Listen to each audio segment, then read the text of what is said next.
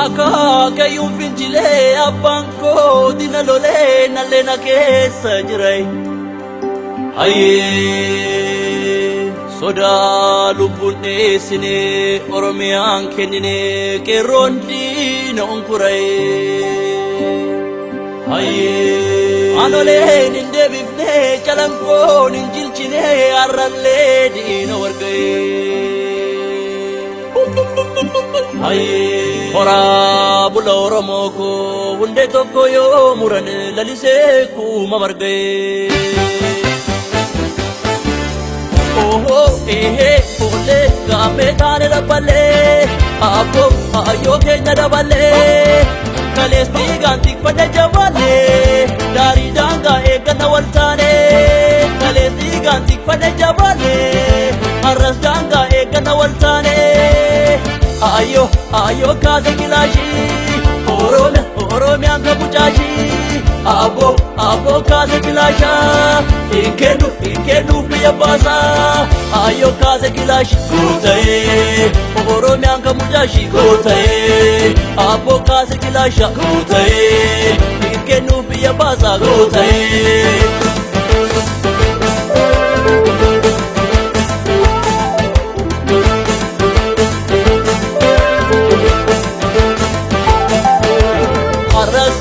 Makalesa, Keron, Palmebia Plaza, Arras, Senu Makalesa, Keron, Palmebia Plaza, Sabnu Barsoda Dukasa, Sanundu Mala Plaza, Alamalu Maltor Casa, Sabnu Barsoda Dukasa, Sanundu Mala Plaza, Alamalu Maltor Casa, Remani, Evadi Dukasa.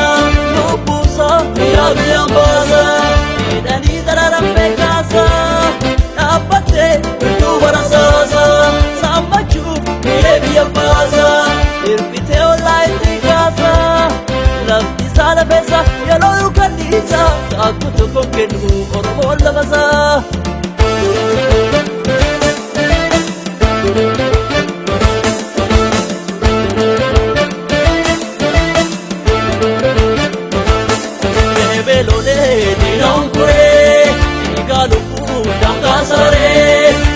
Karshin ol bira gore kayo dina hundenu kure rebelo de dina kure igalu ku dangasare yada karshin ol bira gore kayo dina hundenu kure